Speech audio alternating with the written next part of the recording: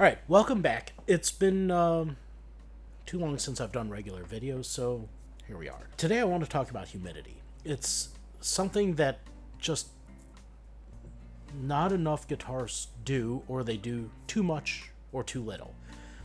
And while it's easy to say, just add humidity, how are we going to do it? With one of these things? With this? How do we measure it? Well, it's all fairly simple. Most guitars that are modern are built right around 50% relative humidity. But we also have to understand what 50% relative humidity means. And for that, I'm not going to go into math, but we'll put up the formula over here, or here, or somewhere. What we are looking at is the amount of water contained in the air and its percentage of carrying capacity. So at 100% relative humidity, you can't get any more in. At 0%, you can't get any less. And at 50%, your guitar is most likely going to be happy. Now, each individual guitar may differ depending on where it was made. So for example, I find that English guitars tend to want to be at 65-70%.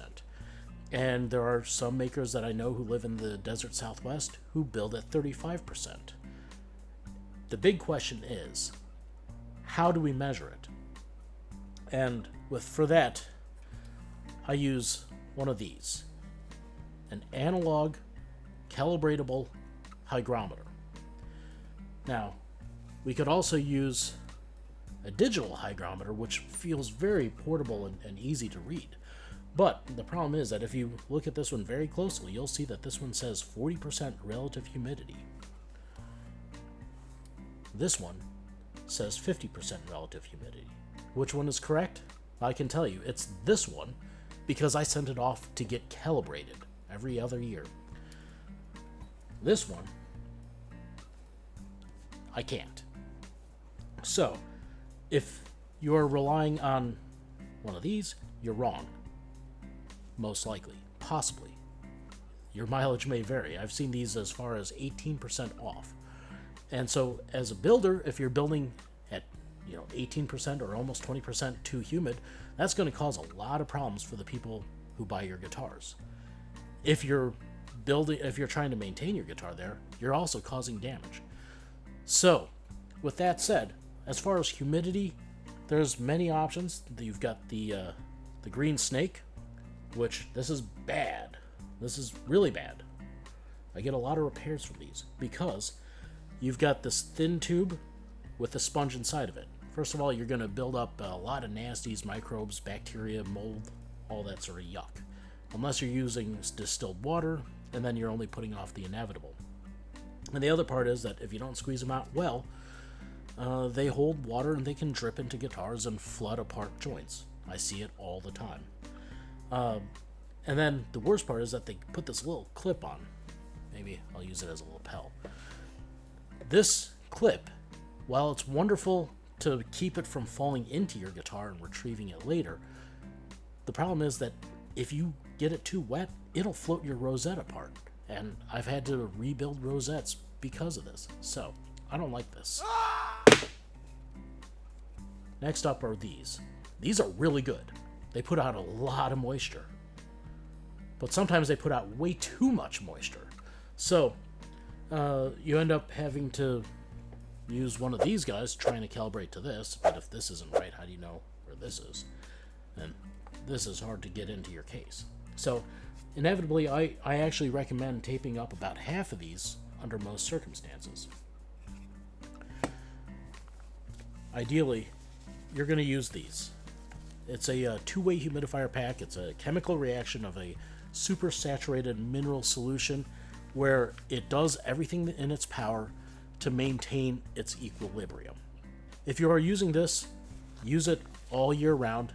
They're great when they're flexible, and when they're crispy, go ahead and toss them. Time for a new one. So, with that said, I'll cut to the chase. This is the good thing. Now we're going to get into the nitty-gritty, okay? So, when you're calculating and trying to figure out what actual relative humidity is, you start to look at the amount of moisture in terms of grams per cubic foot. And so at 50% relative humidity, you have approximately 0.0008 grams per cubic foot of water dissolved into the air or suspended in the air. That is ideal where your wood is going to be the most happy, where you don't have any expansion or contraction or anything is moving. Now, I'm in Chicago, and there's no secret about that. I'm in Chicago. Surprise, surprise, it gets cold here, like really, really cold. But I kind of worked out some numbers that I think would make sense. When you think of a dry place like the Sahara Desert, where there's, bones of animals that are completely desiccated and only cactus grows, Sahara Desert has an average relative humidity level of 25%. Okay? So that's considered a pretty dry place. Now, in Chicago, on a not too terribly cold day, on a fairly humid day, which is quite common, I checked the weather for yesterday. Yesterday was 20 degrees Fahrenheit with an 80% relative humidity. So the calculation, we'll plug it into the formula. The calculation for that is that it is 0.00015 grams per cubic foot of air. And I know I'm getting into the weeds on this. Outside. And if you bring that same cubic foot of air in, maintaining the same amount of moisture, and bring it up to 68 degrees Fahrenheit, which is what it is in here, very comfortable, you have now dropped your relative humidity from 80% all the way down to 14%. Yeah, 14%. And it took me a little bit of time to find some place that was comparable because I thought that the Sahara Desert was really dry. It turns out that the average relative humidity of the Atacama Desert in Chile is 14% relative humidity, which is considered to be the driest place on Earth. Now, being in Chicago, 20 degrees is kind of like a good start.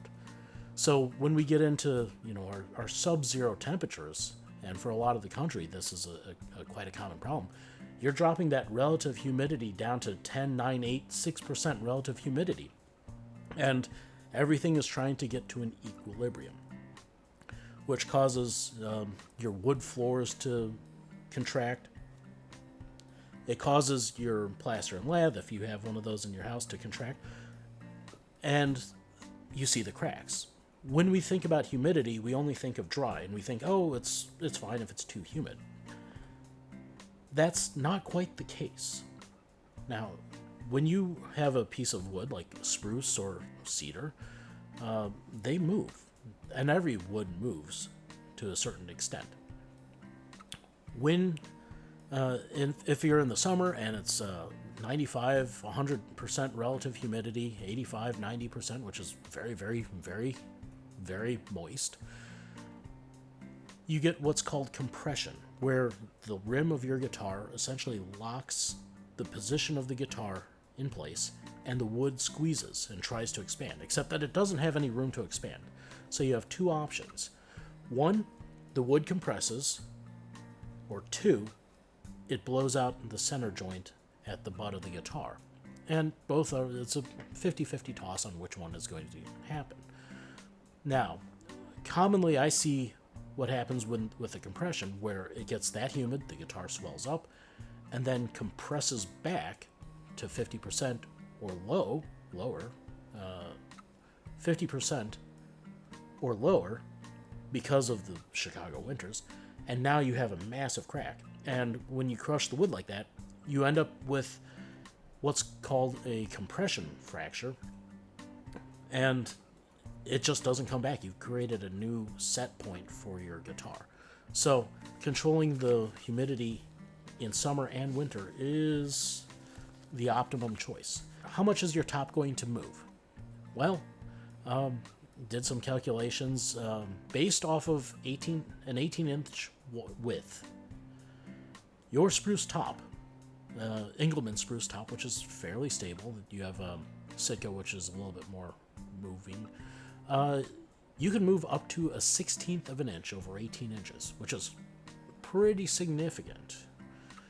That's what's a 1/16 of an inch? Well, it's about the width of your guitar string, your first string on the guitar. Now your cedar will only move 3/64 of an inch over 18 inches of width, meaning it's about the thickness of 2 playing cards. So in order to get your cedar to crack, you have to really get it to cycle. And that's not to say that it doesn't happen, but it tends to be a lot more stable in that respect. How do you determine if your guitar is wet or dry? There's, well, 2 fairly easy methods. First method is to look at the back. And if you look over the back of your guitar, you can see they've got a smooth curve in both directions. And that's if it's at a very neutral state, plus or minus 5% relative humidity. Now, if it's really dry, you'll actually see the back dip in and rise up to the brace, and dip in and raise up, and dip in and raise up, with however many braces there are on the guitar. The back will be one of the first places to telegraph its dryness. Now, if you have ever played a guitar and it feels like you're running your hand across a cheese grater and those frets are sticking out, I know that your first instinct is to go run to your local shop and say, hey, file this so these frets are poking off. No, that's actually the worst thing you can do. If you take those frets and file them away, you have now lost your reference point to where that guitar is happy. So you actually have to bring the humidity back up to that level where the frets are even. Now, like I had mentioned previously, when you have too much humidity in the air and your guitar is swollen, it is quite literally swollen, where the back will puff out in between each brace, which puts a lot of stress on the glue joints and the wood itself.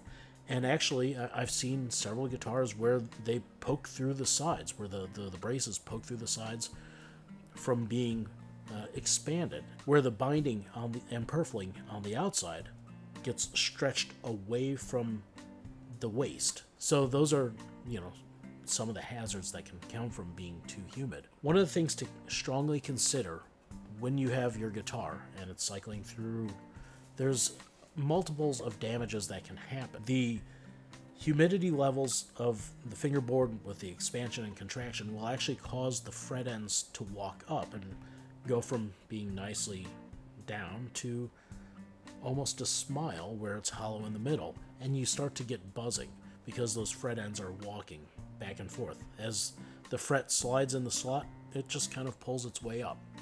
So you're going to get less tone, you're going to have uneven notes and random buzzing, and it's a very expensive fix to do a refret. And most of the refrets I see are because of this issue. And you can't just tap them back down because the wood joint has been muddled and you need a clean slot for that.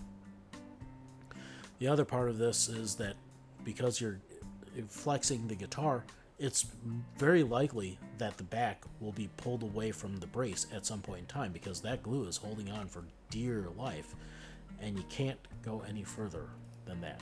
So, to check for the wet, if your guitar is too wet, beyond looking at the back, you can take your thumbnail and run it up the corner of the fingerboard, right next to the frets. And if you fall into each slot, you're going to feel every single fret slot as that board is expanded. So all you have to do is remove humidity, and you can do things in your house like add extra console humidifiers. I'm not a big fan of the ultrasonic ones. While it looks pretty to see that white mist coming out, that contains a lot of dust unless you're only using distilled water. I prefer the evaporative kind. And in the summer, I really, really like just a good old cheap dehumidifier with a drain, and make sure that it has a good capacity, because around here I have to empty my dehumidifiers 3 or 4 times a day, unless you put it in so it drains into a sink. What's an amount of humidity that is acceptable? You don't have to worry necessarily about playing in a really dry concert hall for more than 2 or 3 hours. As long as you have some source of humidity in your case for more time than the guitar is out, generally you are going to be very much okay, where you're not going to damage the guitar. There will be a little bit of movement in the back, but wood is actually fairly resilient. And as long as you relatively closely control the humidity without going crazy, you don't have to go and wrap up the guitar in a bag and do this, that, the other thing. As long as you can create a smaller environment, and by keeping your guitar in your case with a humidity pack instead of doing what I do, you'll be just fine. I've done a lot to make sure that the humidity in my shop doesn't waver. It's at 50% relative humidity, plus or minus 2 year-round in my shop. I've done a lot to make sure that that happens. At home, I know it's not as feasible. So, as long as you keep your guitar in your case, which you always should anyways, unless you're using it, then you don't have anything to worry about. Use a good pack like this, and you'll never have to see me for a repair. Now, in another video, we're going to address how we repair all of this. Thanks for watching. I really appreciate your subscribing and notifications and whatever else they ask you to do on YouTube. And please feel free to check out my Patreon. It really helps me bring videos like this to you, so that way you can protect your guitar. And don't take this the wrong way, but I don't want to see your guitar for any of these issues. See you next time.